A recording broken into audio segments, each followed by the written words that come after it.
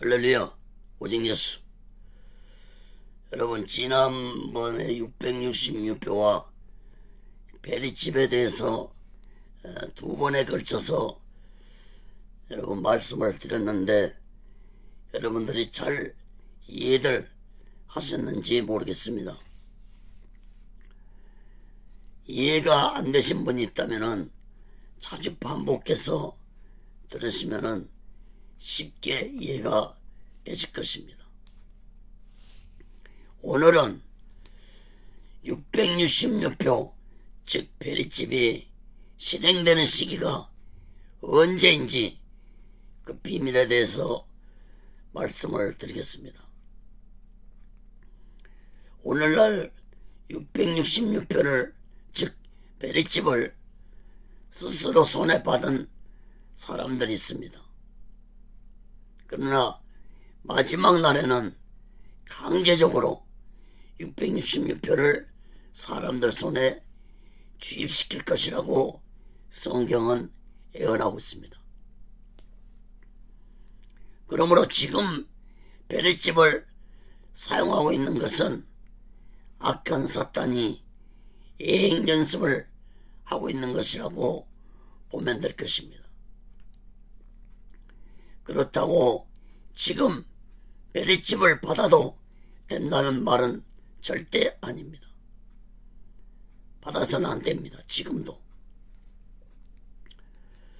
강제적으로 베리집을 받도록 하는 시기가 언제라고 성경은 예언하고 있습니까? 성경은 여기에 대해서 분명하게 예언을 하고 있습니다.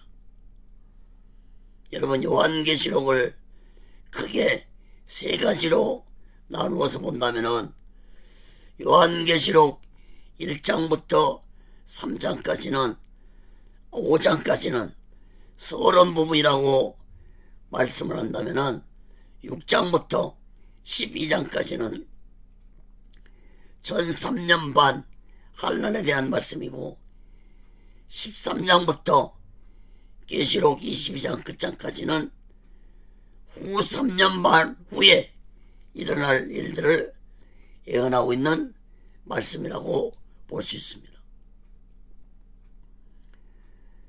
여러분, 적그리스도가 등장하면은 그때부터 7년 대환란이 시작됩니다. 여기에 대해 성경은 분명하게 예언을 하고 있습니다.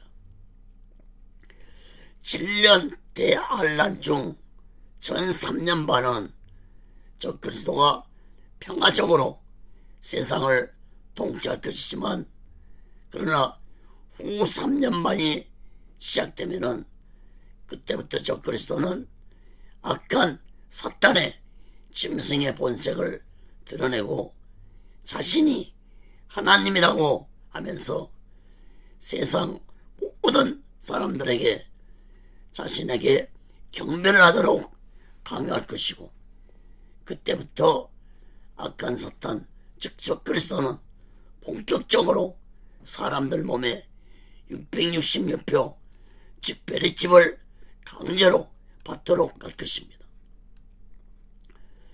여기에 대해서 성경은 분명하게 예언을 말씀을 하고 있습니다.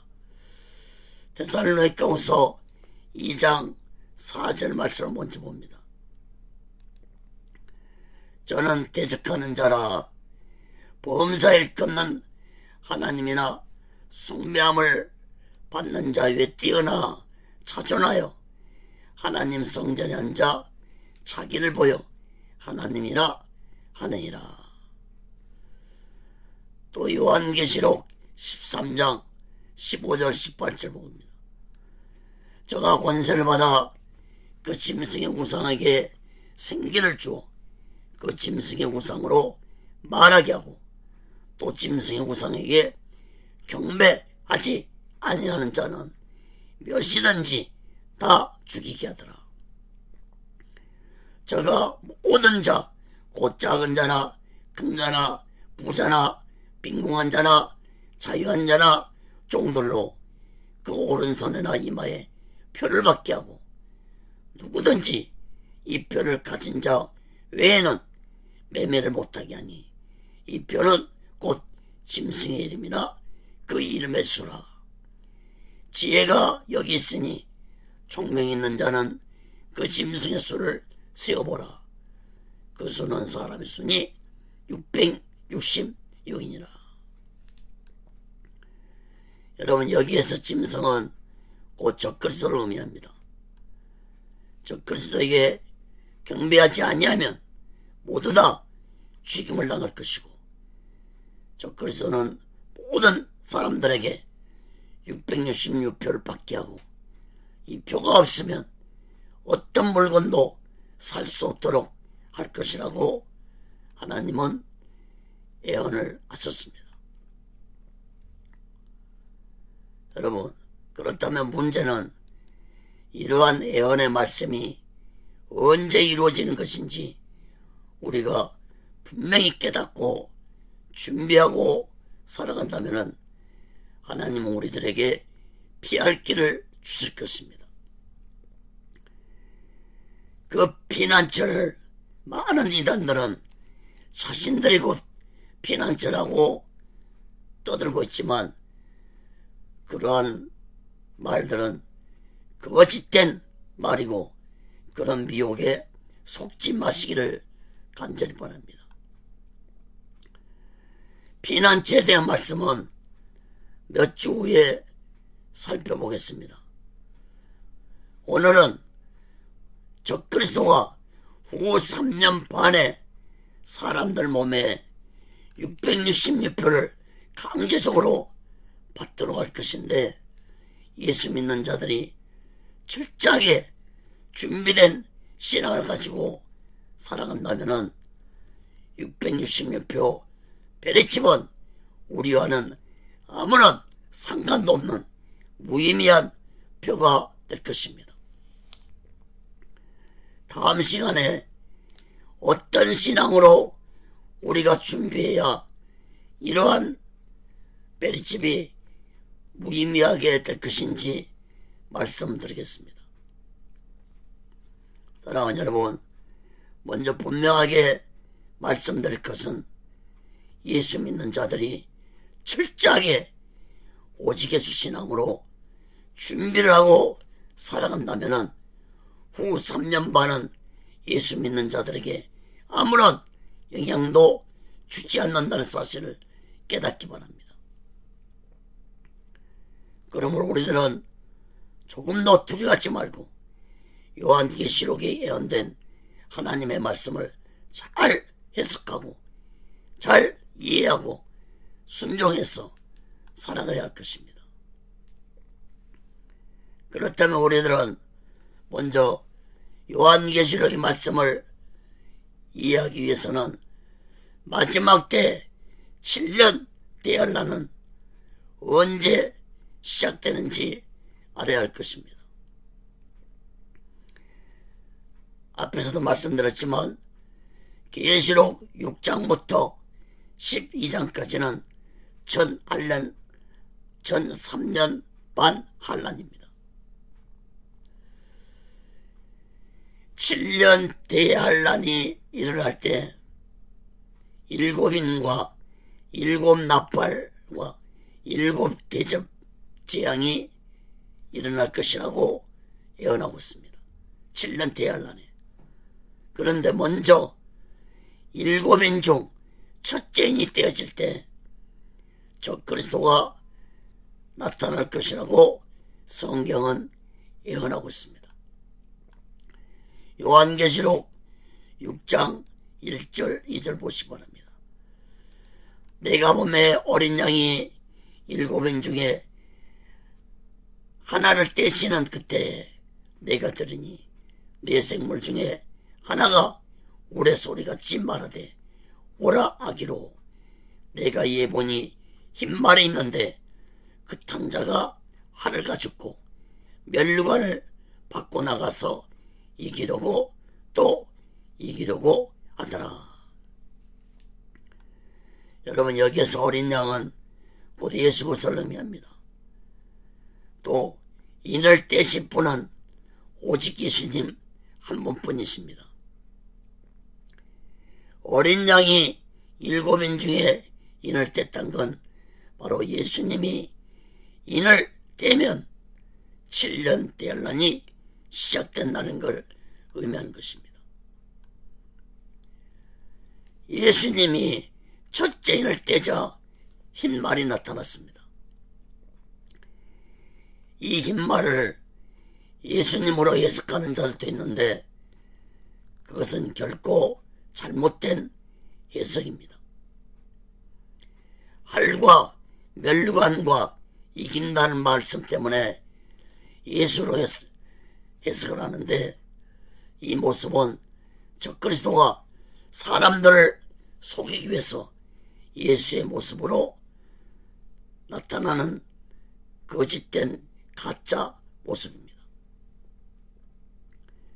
특히 이기려고 또 이기려고 한다는 말은 예수님은 이미 십자가에서 모든 걸 다 이루셨다고 외치시고 죽으심으로 사망 권세를 완전히 이기셨습니다. 그러므로 이기려고 또 이기려고 했다는 말은 예수님이 십자가에서 완전히 이겼다는 말과는 상반되는 말씀입니다. 사랑하는 여러분, 예수님은 십자가에서 이미 2000년 전에 십자가에서 다 이루었다고 외치시고 죽으셨으므로 완전히 사탄의 세력과 사망 권세를 이기셨습니다. 특히 여기 보면은 적그리스도가 쓴 멸류관은 헬라어로 원문으로 보면은 스테파노스라고 합니다. 이 스테파노스라는 말은 운동 경기에서 승리한 자에게 쓰여지는 멸류관을 의미합니다. 그러나 예수님이 계시록 19장에서 재림하실 때 머리에 쓴 멸류관은 스테파노스가 아닙니다. 계시록 19장 11절 봅니다. 그 눈이 불꽃 같고 그 머리에 많은 멸류관이 있고 또 이름 쓴 것이 하나가 있으니 자기밖에 아는 자가 없고. 여기에서 멸류관은 헬라어로 디아데마라고 하는데 왕관을 의미합니다. 그러므로 적그리스도가 쓴 멸류관은 예수님이 쓴 멸류관하고는 전혀 다른 의미의 멸류관이라는 사실을 깨달아야 할 것입니다. 그렇다면 적그리스도가 언제쯤 나타나는 것이 우리에게 문제입니다. 이 적그리스도가 예수님의 인을 떼자 흰말을 타고 나타난다고 했습니다. 그러므로 적그리스도가 나타나기 전에는 결코 7년 대환란도 오지 않고 베리집을 강제로 받게 하는 날도 오지 않습니다. 그러나 적그리스도는 예수님이 첫째 인을 뗄 때 세상에 등장할 것입니다. 이것은 곧 세상 종말을 사탄이 주관하는 것이 아니라 예수님이 주관하고 있다는 것을 의미하고 있습니다. 그러므로 예수님은 자신의 택함받은 자들도 마지막 때 온전히 보호하시고 주관하실 것이라는 사실을 굳게 믿으시기 바랍니다. 그러나 적그리스도 세력들은 그날이 오기를 기다리면서 세상 모든 것을 동원해서 철저하게 준비를 하고 있습니다. 바코드와 베리집만 보더라도 악한 사탄이 얼마나 철저하게 준비를 하고 있는지 우리는 알 수 있습니다. 사랑하는 여러분, 사탄이 이렇게 철저하게 준비를 하는데도 예수 믿는 자들이 아무런 준비도 하지 않고 신앙생활을 한다면 마지막 날에 악한 사탄에게 속수무책 미혹되고 말 것입니다. 여러분, 최대 방어는 최고의 공격이라는 말이 있습니다. 방어가 어수선한 군대는 패배할 수밖에 없듯이 우리의 신앙도 철저한 방어를 가져야만이 악한 사탄의 공격을 이길 수 있는 것입니다. 우리는 재림 예수를 기다리고 준비하고 있지만 악한 사탄은 자신의 종말을 알고 있기 때문에 끝까지 세상을 미혹하려고, 택한 자들을 미혹하려고 준비하고 있습니다.